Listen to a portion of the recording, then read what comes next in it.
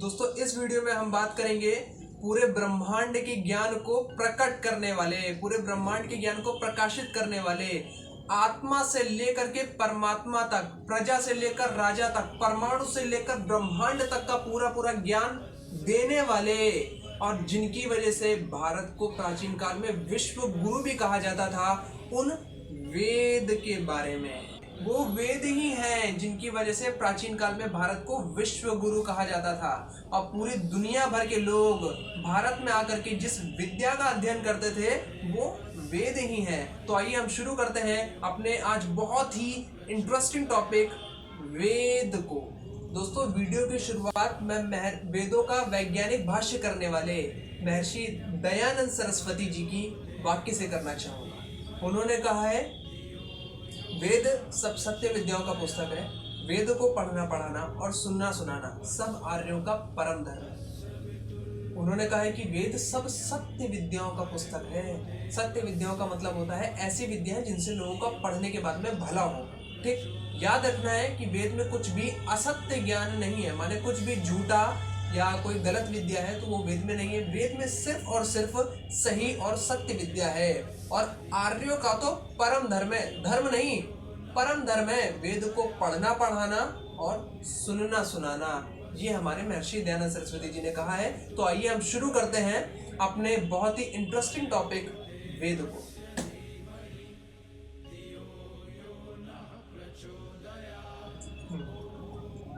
वेद सब विद्याओं की पुस्तक का मतलब क्या होता है? वेद सब सत्य विद्याओं की पुस्तक है। इसका मतलब है कि वेद में साइंस भी है, वेद में मैथ्स भी है, आर्ट्स भी है, टेक्नोलॉजी भी है, इकोनॉमिक्स भी है, एग्रीकल्चर भी है, स्पेस साइंस भी है, पॉलिटिक्स भी है, और अध्यात्म यानी कि स्पिरिचुअलिटी भी है।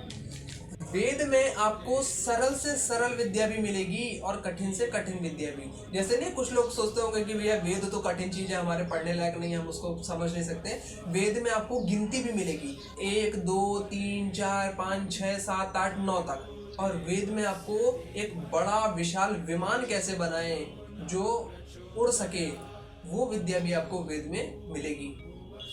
वेद के एक ही मंत्र से, वेद बोलते हैं मंत्रों की संहिताओं को, माने जिसमें मंत्रों का कलेक्शन होता है। तो वेद के एक ही मंत्र से साइंस भी निकलता है, मैथ्स भी निकलता है, आर्ट्स भी निकलता है, टेक्नोलॉजी भी निकलती है, पॉलिटिक्स भी निकलती है, सब कुछ निकलता है। जिस तरह से सूर्य के प्रकाश में सारे रंग होते हैं, हालांकि सूर्य के प्रकाश की एक किरण जो श्वेत होती है, जो व्हाइट होती है, उसमें आप सारे, जब आप उसको प्रिज्म में रखोगे तो वो सारे अलग अलग रंगों में विभक्त कर देगा। मतलब वही व्हाइट कलर की जो एक रे थी वो अलग अलग कलर्स में डिवाइड हो जाएगी। ठीक इसी तरीके से जो मंत्र है इसमें सारी विद्याएं छिपी होती हैं, बस आवश्यकता है इसके गहन अध्ययन की। हम इसमें जितना गहरा उतर के इसका अध्ययन करते चले जाते हैं, ठीक वैसे ही उसकी विद्याएं खुलती चली जाती हैं। अब बात करते हैं कि वेद कितने होते हैं। तो दोस्तों वेद 4 होते हैं: ऋग्वेद, यजुर्वेद, सामवेद और अथर्ववेद। ऋग्वेद में ज्ञान है, यजुर्वेद में कर्म है, सामवेद में उपासना है, और अथर्ववेद में विज्ञान है। जैसे अभी मैं ऋग्वेद के कुछ मंत्रों के साथ में इस चीज को आपके सामने रखूंगा कि किस तरह से वेदों में विज्ञान दिया गया है। हम लोगों को स्कूल्स में बचपन में पढ़ाया गया है कि गैलीलियो ने सबसे पहले ये बात बताई है कि पृथ्वी घूम रही है और सूर्य अपनी जगह पर स्थिर है। और स्कूल में ये भी पढ़ाया गया है कि हमारे पूर्वज इस चीज को मानते थे कि सूर्य चारों तरफ घूम रहा है और पृथ्वी स्थिर है। मैं अभी इसी बात का खंडन करता हूँ और आपको वेदों में दिखा हुआ दिखाता हूँ। ये तो महर्षि दयानंद सरस्वती जी का भाष्य है जो किया हुआ है 1875 के बाद, और बाकी वेदों में तो ये बात अनादिकाल से है, सनातन काल से है। आइए जरा कुछ मंत्रों पर चर्चा करते हैं। ऋग्वेद के 35वें सूक्त के दूसरे मंत्र पर, ओम आकृष्णेन रजसा वर्तमानो निवेशयन्मृतं मर्त्यं च हिरण्येन सविता रथेना देवो याति भुवनानि पश्यन्। इसका भाष्य करते हुए, इसका भावार्थ करते हुए महर्षि दयानंद सरस्वती जी लिखते हैं, इस मंत्र में श्लेषालंकार है। जैसे पृथ्वी आदि लोक, मनुष्य आदि प्राणियों का व सूर्य लोक अपने आकर्षण से पृथ्वी आदि लोकों का वह ईश्वर अपनी सत्ता से सूर्य आदि लोगों का धारण करता है। ऐसे क्रम में सब लोगों का धारण होता है। इसके बिना अंतरिक्ष में किसी अत्यंत भार युक्त लोक की अपनी परिधि में स्थित होने का संभव नहीं होता है। लोकों के घूमे बिना क्षण, मुहूर्त, प्रहर, दिन, रात, पक्ष, मास, ऋतु, संवत्सर आदि कालों के अवयव उत्पन्न नहीं हो सकते। इसमें उन्होंने साफ साफ बताया है कि ये जो कालों के अवयव उत्पन्न हो रहे हैं पिंडों के घूमने के कारण हो रहे हैं, ग्रहों के घूमने के कारण हो रहे हैं। सूर्य ने अपने आकर्षण से पृथ्वी को धारण कर रखा है। आप यहाँ पर समझिए, हम लोग साइंस में क्या पढ़ते हैं कि एक सेंट्रीपिटल फोर्स के कारण पृथ्वी सूर्य के साथ सधी हुई है और वो अपनी कक्षा में चक्कर लगा रही है। ठीक वैसा ही वेद में भी बताया गया है। तो हमारा ये मिसकॉन्सेप्शन कि साइंस हम ही पढ़ते हैं, इससे पहले कभी पढ़ा नहीं गया, वो यहाँ पर ध्वस्त हो जाता है। साइंस जिस तरह से हमारे बीच में आज पढ़ने पढ़ाने की परंपरा है, ऐसे हमारे पूर्वज भी वेदों के द्वारा साइंस पढ़ते और पढ़ाते थे। दूसरे मंत्र पर चर्चा करते हैं। ओम तत्सूर्यस्य देवत्वं तन्महित्वं मद्या कर्तो वितर्तं समजभार यदेदयुक्त हरिता सदस्था दाद्राति वासस्नुदे सिमस्महि। इसका भावार्थ करते हुए महर्षि दयानंद सरस्वती जी लिखते हैं, हे सज्जनों, यद्यपि सूर्य आकर्षण से पृथ्वी आदि पदार्थों का धारण करता है, मतलब सूर्य आकर्षण से इसको धारण कर रहा है। आप समझ रहे ना, सेंट्रीपिटल फोर्स। पृथ्वी आदि लोकों से बड़ा भी वर्तमान है और इसका जो साइज है वो पृथ्वी आदि लोकों से बड़ा है। संसार का प्रकाश कर व्यवहार भी करता है तो भी यह सूर्य परमेश्वर के उत्पादन, धारण और आकर्षण आदि गुणों के बिना उत्पन्न होने, स्थिर होने और पदार्थों का आकर्षण करने को समर्थ नहीं हो सकता।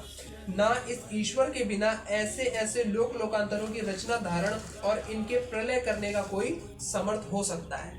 इस मंत्र में बताया गया है कि जो सूर्य आदि लोग आकर्षण से पूरे सौर मंडल को धारण किए हैं, तो उनके अंदर भी जो आकर्षण का गुण है वो ईश्वर के कारण है। माने ईश्वर का आकर्षण का गुण सूर्य में है और सूर्य के आकर्षण के गुण के कारण ये पूरा का पूरा ब्रह्मांड सूर्य ने साध रखा है। अब दिन और रात कैसे होती है ये इस मंत्र में कहा गया है। इस मंत्र को हम लोग पढ़ते हैं। सूक्त 123 मंत्र 1। ओम अपान्य देतव्यं देति विषु रूपे अहनि संचरेते परीक्षितोस्तमो अन्या गुहा करद्यौ दुशाशोषुचसा रथेन। अर्थात भावार्थ करते हुए महर्षि दयानंद सरस्वती जी लिखते हैं, इस मंत्र में वाचक् लुप्तोपमा अलंकार है। इस जगत में अंधेरा उजाला दो पदार्थ हैं जिनमें सदैव पृथ्वी आदि लोगों के आधे भाग में दिन और आधे भाग में रात्रि रहती है। पृथ्वी के आधे भाग में दिन, आधे भाग में रात्रि रहती है। जो वस्तु अंधकार को छोड़ता वह उजाले को ग्रहण करता और जितना प्रकाश अंधकार को छोड़ता उतना रात्रि लेती।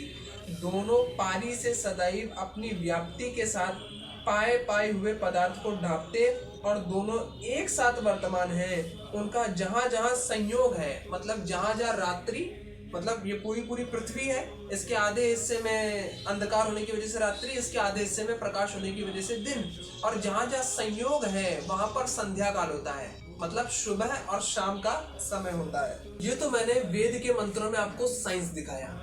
अब वेद में थोड़ी सी आइए हम लोग नॉर्मल प्रैक्टिकल बातें करते हैं जो आसपास के जीवन में देखने को मिलती है।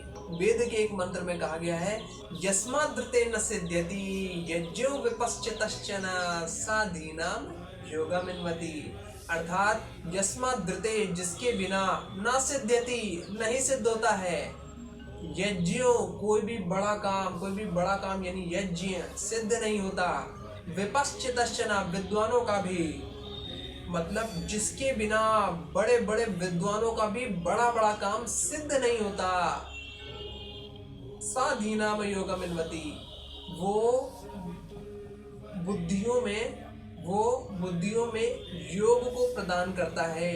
मतलब यहाँ ईश्वर के बारे में बात की गई है कि जिस ईश्वर के बिना, मतलब ईश्वर के बिना किसी भी विद्वान मनुष्य का भी कोई कार्य, बड़ा कार्य यज्ञ जिसे बोलते हैं, वो सिद्ध नहीं होता है।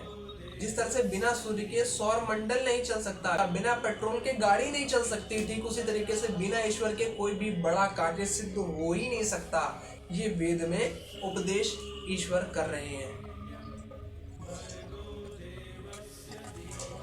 वेद के एक मंत्र में मोटिवेशन भी है। वेद में कहा गया है कृतम में दक्षिणे हस्ते जयो में सव्याहिता, अर्थात यदि मेरे दाएं हाथ में कर्म है तो मेरे बाएं हाथ में विजय है। अब प्रश्न आता है कि वेद कब लिखे गए हैं। तो दोस्तों मैं ये कहना चाहता हूं कि वेद अनादि हैं, इनके लिखने का कोई भी समय नहीं है। जिस तरह से विद्या कभी शुरू नहीं होती और विद्या कभी खत्म भी नहीं होती, अनादि, वेद अनादि हैं, अर्थात जिसका ना तो कभी शुरुआत है और अनंत है, ना ही इनका कभी अंत है। अनादि का मतलब जिसकी कभी शुरुआत नहीं, अनंत का मतलब जिसका कभी अंत नहीं। जिस तरह से विद्या का कोई अंत नहीं होता, जैसे हम बात करें 2 और 2 होता है 4, ये गणित विद्या है। 2 और 2 होता है 4, तो ये बताइए ये कब से है, 1 करोड़ साल पहले से या 2 करोड़ साल पहले से? तो आप कहेंगे ये हमेशा से है और हमेशा रहेगा। इसका मतलब क्या है कि विद्या अनादि है और अनंत है। विद्या हमेशा से थी और हमेशा रहेगी, मतलब सनातन है। ठीक इसी तरीके से जो विद्या की पुस्तक वेद है वो भी अनादि है, इनकी ना तो कभी शुरुआत हुई है और ना ही कभी अंत होगा। अब प्रश्न आता है कि वेद किसका दिया हुआ ज्ञान है, वेद किसकी विद्या है? विद्या कभी भी कोई अपने आप नहीं सीख जाता है, विद्या हर कोई अपने गुरु से सीखता है। जैसे कि आज के समय में भी हम देखते हैं कि कोई भी बिना स्कूल जाए इंटरमीडिएट नहीं कर लेता, कोई भी बिना स्कूल जाए मैथमेटिक्स का विद्वान नहीं हो जाता। ठीक इसी तरीके से वेद भी हम लोग अपने गुरुओं से पढ़ते हैं। हमारे गुरुओं ने भी उनके गुरुओं से पढ़ी, उनके गुरुओं ने भी उनके गुरु से पढ़ी। इसका मतलब वेद की जो विद्या है, जो विद्या का स्रोत है, वो है जो गुरुओं का भी गुरु है। गुरुओं का गुरु कौन? ईश्वर। इसलिए ईश्वर है वेद के असली रचयिता। ईश्वर की विद्या को ही वेद कहते हैं।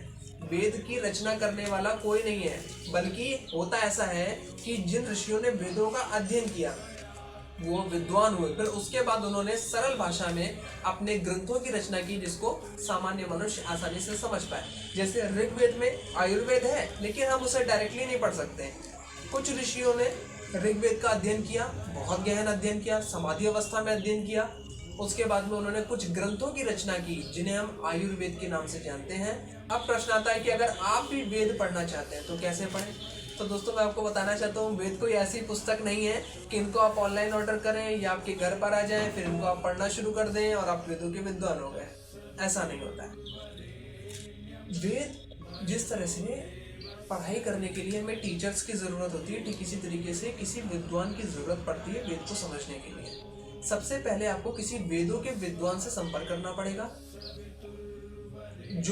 जिसने वेदों का अध्ययन किया है, जिसके पास वेदों का ज्ञान है। जब आप उसकी शरण लेंगे तब आप उनसे चीज़ें समझ सकते हैं। डायरेक्टली आप वेद पढ़ के आप सोचे वेदों के विद्वान हो जाएंगे तो वो नहीं हो सकता। आपको वेदों को जानने के लिए आपको विद्वान की शरण लेनी होगी, वहां से आप वेद सीख सकते हैं। फिर उसके बाद स्वाध्याय का क्रम चलेगा, उनसे सीखने के बाद फिर हम स्वाध्याय जब करेंगे तब हमें वेद सही से हम पढ़ पाएंगे।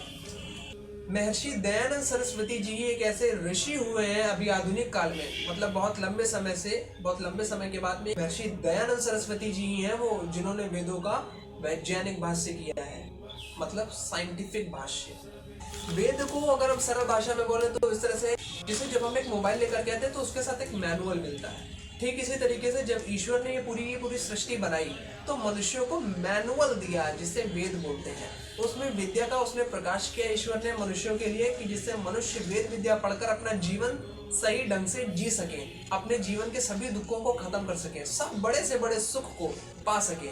वेद तो सनातन है, वो तो कल भी थे, आज भी है और आगे भी रहेंगे। जिस तरह से सूर्य कल भी था, आज भी है, आगे भी रहेगा, ठीक इसी तरीके से वेद भी कल भी थे, आज भी हैं, आगे भी रहेंगे। सूर्य तो फिर भी कभी ना खत्म होगा, कभी ना कभी खत्म होगा, लेकिन ये तो विद्या के पुस्तक है, ये कभी खत्म नहीं होंगे।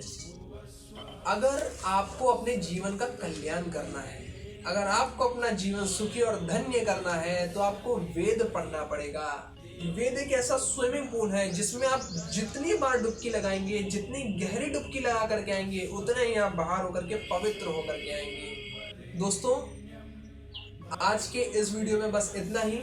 मैंने अपना प्रयास किया है वेदों के बारे में बताने का।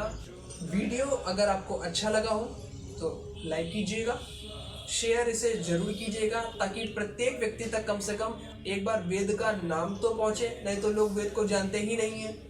कमेंट करके बताइएगा कि वीडियो कैसा लगा। अगर आपका वेद से रिलेटेड कोई क्वेश्चन है तो आप मेरे स्क्रीन पर आ रहे नंबर पर मुझे कॉल करके मुझसे बात कर सकते हैं, या कमेंट पर नीचे टाइप करके भी आप मुझसे क्वेश्चन पूछ सकते हैं। और चैनल को सब्सक्राइब कर लें। नमस्ते।